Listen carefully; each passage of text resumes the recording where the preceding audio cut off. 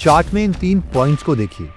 इस तीसरे पॉइंट में कंपनी के साथ कुछ ऐसा हुआ कि इसके बाद स्टॉक का प्राइस सीधा स्काई रॉकेट कर गया। जवाब है 2019 की वो हायरिंग, क्योंकि इस साल कंपनी ने अपने सबसे बड़े कॉम्पिटिटर के मेन इंसान को हायर कर लिया, और ये कोई आम इंसान नहीं था। इस इंसान को इंद्री के मार्केटिंग हेड खुद फादर ऑफ इंडियन विस्की मानते हैं।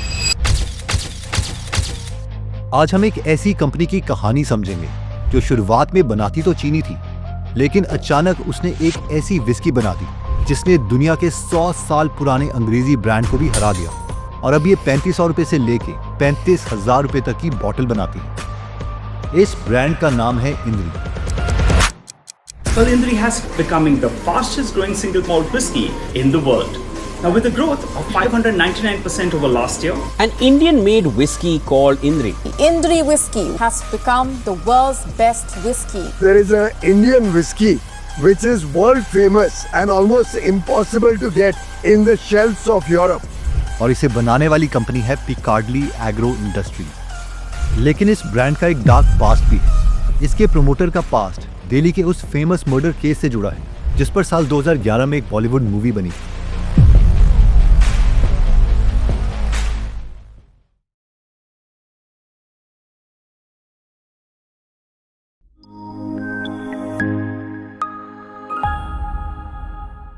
इस डॉक्यूमेंट्री में हम इन 5 चीजों के बारे में जानेंगे। 1. इस कंपनी ने ऐसा क्या किया कि ये वर्ल्ड की बेस्ट विस्की बन गई, जो कि इससे पहले कोई भी इंडियन कंपनी नहीं कर पाई थी। 2.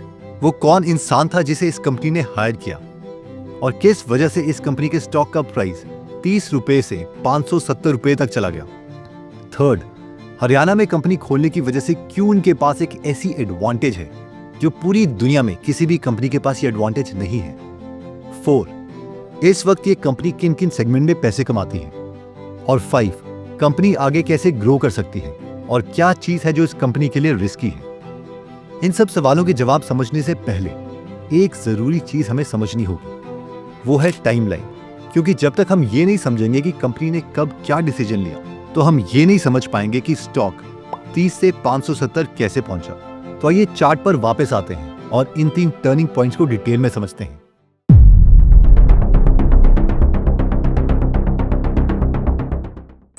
Sorry to interrupt you sir, but एक स्पेशल अनाउंसमेंट है। वो ये है कि ये जो वीडियो है वो हमने अपने new channel markets by financially free के लिए बनाई थी। क्योंकि वो अभी न्यू चैनल है, इसलिए इस वीडियो को उतनी रीच वहां पर नहीं मिली, और यही रीजन है कि हमने इस वीडियो को इस चैनल में पब्लिश किया है। तो अगर आपको ये केस स्टडी पसंद आती है तो डिस्क्रिप्शन और पिन कमेंट में हमने उस न्यू चैनल का लिंक दिया है, उसे आप सब्सक्राइब कर सकते हैं, जो कि बिल्कुल फ्री है। साल 1994 ये वही वक्त था जब पिकार्डली एग्रो इंडस्ट्री लिमिटेड की फाउंडेशन रखी गई थी। जब कंपनी बनी उस वक्त ये चीनी की कंपनी थी, जिसमें वो नॉर्मली शुगर केन लेते, उसे क्रश करते और इस गन्ने के जूस को इवेपोरेट करके उसे चीनी बनाते, जो कि हर एक चीनी बनाने वाली कंपनी करती ही है। इसीलिए इस वक्त पर कंपनी के मार्जिन्स बहुत कम थे। मतलब अगर कंपनी 100 रुपए की सेल कर रही थी तो उसमें से बहुत ही कम पैसे बचा पा रही थी। इस लो मार्जिन बिजनेस की वजह से कंपनी के मालिकों ने सोचा कि इन्हें अपने बिजनेस को डाइवर्सिफाई करना चाहिए, और फिर कुछ साल के बाद साल 2007 में कंपनी ने अपना पहला ग्रेन डिस्टिलरी ओपन किया। आइए समझते हैं ग्रेन डिस्टिलरी क्या होता है और कंपनी ने ग्रेन डिस्टिलरी क्यों ओपन किया। ग्रेन डिस्टिलरी वो प्लांट होता है जहां पर अनाज से अल्कोहल बनाया जाता है। अनाज का स्टार्च पहले शुगर में कन्वर्ट होता है, फिर यीस्ट उस शुगर को अल्कोहल में बदल देता है। लास्ट में डिस्टिलेशन के थ्रू ENA और इथेनॉल मिलता है। ENA मतलब एक्स्ट्रा न्यूट्रल अल्कोहल। इसमें अल्कोहल का परसेंटेज 96% होता है।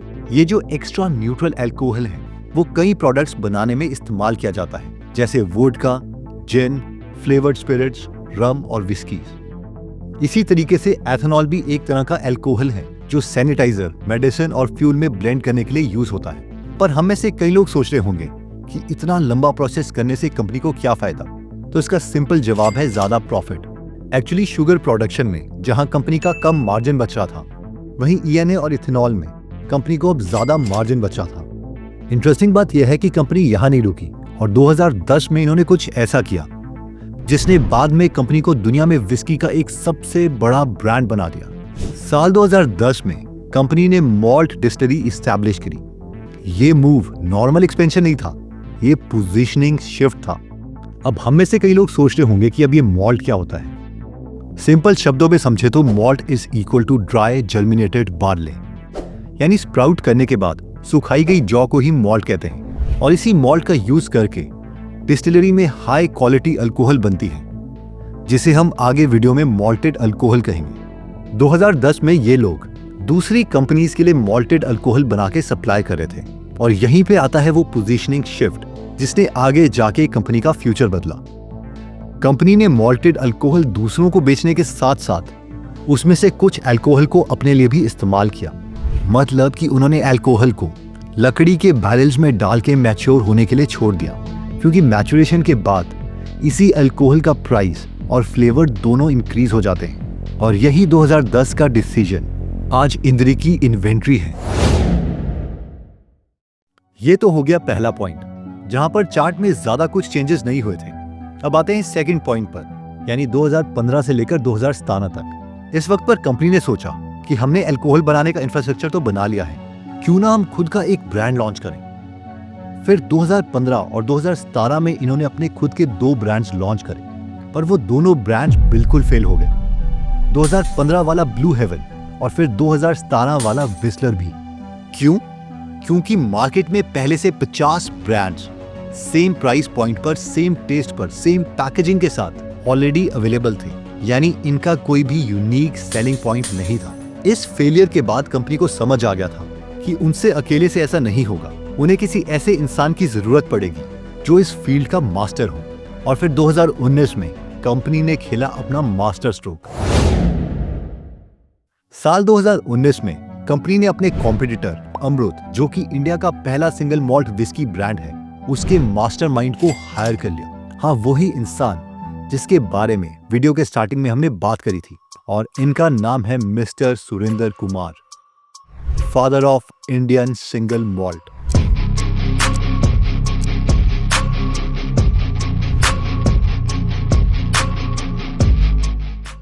साल 2019 से साल 2021 तक सुरेंद्र कुमार ने टीम के साथ मिलकर एक ऐसा प्रोडक्ट बनाया जिसने फिर इनका फ्यूचर ही बदल दिया। India's first triple cask single malt whisky Indri. अब हम में से कई लोगों के मन में यह सवाल आ रहा होगा कि ये ट्रिपल कास्ट विस्की क्या है और इसमें कुछ स्पेशल क्या है, तो इसे हम नेक्स्ट सेक्शन में समझेंगे। लेकिन पहले ये समझते हैं कि साल 2021 में जब पिकार्डली ने दुनिया के सामने इंद्री को इंट्रोड्यूस किया और 2022 से उसकी बॉटलिंग शुरू करके उसे मार्केट में लॉन्च किया, तब मार्केट में आते ही इंद्री ने काफी सुर्खियां बटोरी और यहीं से इसके स्टॉक का प्राइस थोड़ा बढ़ना स्टार्ट हो गया। फिर आता है इनके लिए बेस्ट ईयर 2023। साल 2023 में whiskeys of the world awards में इंद्री के दिवाली वर्जन ने best in show double gold award जीता और दुनिया की बेस्ट सिंगल मॉल्ट विस्की बन गई। इंद्री ने ये अवार्ड दुनिया के उन बड़े ब्रांड्स के सामने जीता जो इस लीग में 100-200 साल से डोमिनेट कर रहे थे, और 2 साल में इंद्री ने इन सबको पीछे छोड़ दिया। और जब ये न्यूज आर्टिकल्स पब्लिश हुए तो इंद्री ब्रांड को बहुत आईबॉज मिली, क्रेडिबिलिटी मिली, जिसकी वजह से ये बहुत ज्यादा बिकने लग गई। साल 2022 तक आते आते इंद्री को बहुत सारे अवार्ड्स मिलना स्टार्ट हो गए और अभी तक इन्हें 65+ अवार्ड्स मिल चुके हैं।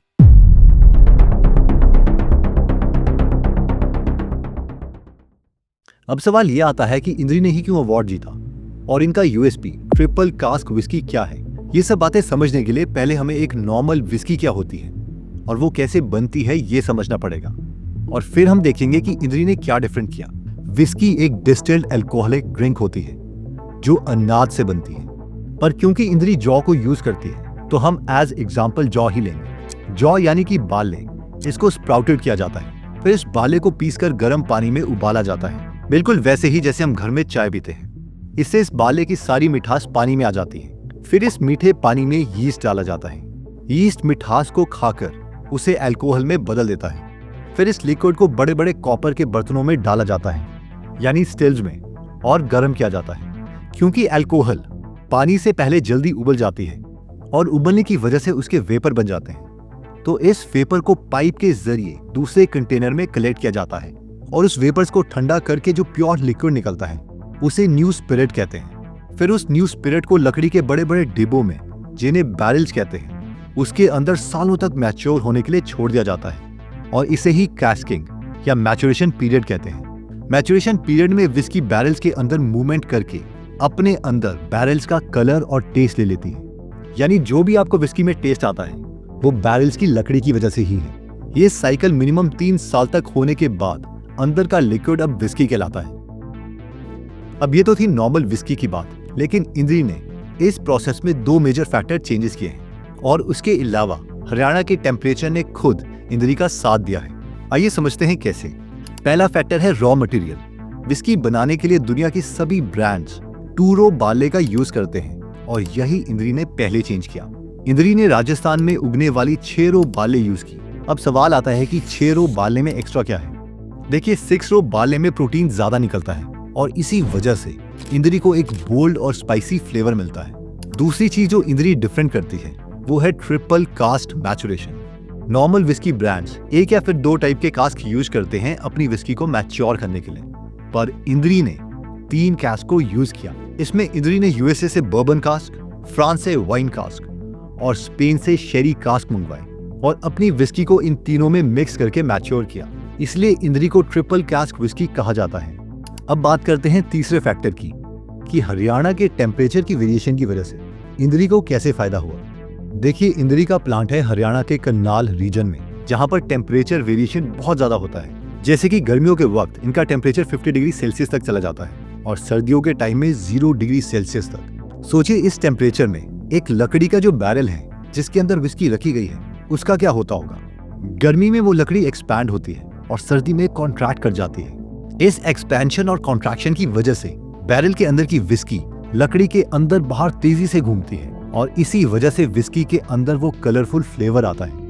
अगर हम साइड बाय साइड कंपैरिजन करें तो स्कॉटलैंड में अगर एक विस्की 3 साल में मैच्योर होती है तो हरियाणा में ये काम 1 साल में हो जाता है, क्योंकि स्कॉटलैंड में जो टेम्परेचर है वो सिर्फ 0 डिग्री से 20 डिग्री सेल्सियस तक ही वेरी करता है और इसी एक्सट्रीम वेरिएशन की वजह से इंद्री का ये फैक्टर चाह के भी ग्लोबल कॉम्पिटिटर्स कॉपी नहीं कर सकते। –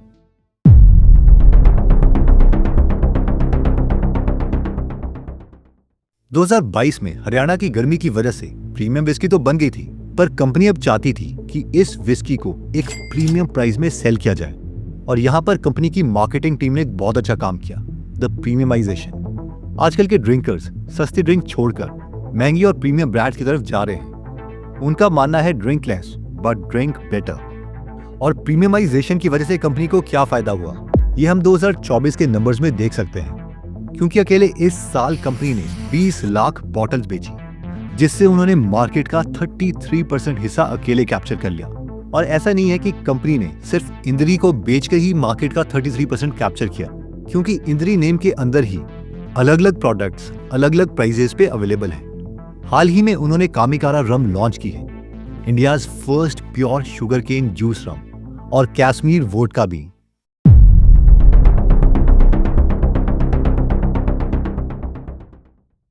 अब आते हैं इस वीडियो के सबसे इंपॉर्टेंट और मजेदार हिस्से पर, जो कि है कंपनी का बिजनेस, जो कि एक आम इन्वेस्टर को यही सबसे ध्यान से समझना चाहिए। मेरा आपसे एक सवाल है, आपको क्या लगता है कि विस्की के बिजनेस में सबसे बड़ी प्रॉब्लम क्या है? प्रॉब्लम है टाइम, क्योंकि इंटरनेशनल रेगुलेशन के अकॉर्डिंग सिंगल मॉल्ट विस्की बेचने से पहले उसे मिनिमम 3 साल के लिए बैरल में छोड़ना पड़ता है। मतलब 3 साल के लिए कंपनी का पैसा बैरल में फंस चुका है, जिसे कहते हैं वर्किंग कैपिटल का फंसना। और यही स्टेज पर आके न्यू स्टार्टअप्स फंस जाते हैं, क्योंकि इस पीरियड तक जब तक ये विस्की तैयार नहीं होती कंपनी के पास कोई दूसरा सोर्स ऑफ इनकम नहीं है। लेकिन इंद्री के पास day to day expenses manage करने के लिए 3 बिजनेस मॉडल्स हैं। पहला है शुगर मैन्युफैक्चरिंग, सेकंड है ग्रेन डिस्टिलरी और थर्ड है कैटल फूड प्रोडक्शन। अब यहाँ पे फन फैक्ट ये है कि शुगर मैन्युफैक्चरिंग के बाद जो बाय प्रोडक्ट निकलता है मोलासेस, कंपनी उसका भी डिस्टिलेशन करके उससे भी ENA और एथेनॉल बनाती है, और ये एथेनॉल सीधा गवर्नमेंट को सप्लाई किया जाता है। इसके साथ साथ डिस्टिलरी के बचे हुए ग्रेन्स को यूज करके कंपनी कैटल फूड्स भी बनाती है। अगर हम इनकी एनुअल रिपोर्ट्स भी देखें तो कंपनी का सेगमेंट वाइज रेवेन्यू कुछ इस तरीके से नजर आएगा। देखो, फाइनेंशियल ईयर 2022 में IMFL सिर्फ 2% था और 25 में ये 43% हो गया। मतलब कंपनी अपना पूरा फोकस लो मार्जिन शुगर से हटाकर हाई मार्जिन IMFL में डाल रही है, और ये ट्रेंड 2026 तक 60 to 70% तक जा सकता है। सिंपल मैथ्स है, जहां मार्जिन ज्यादा है वहां पर बिजनेस भी ज्यादा है।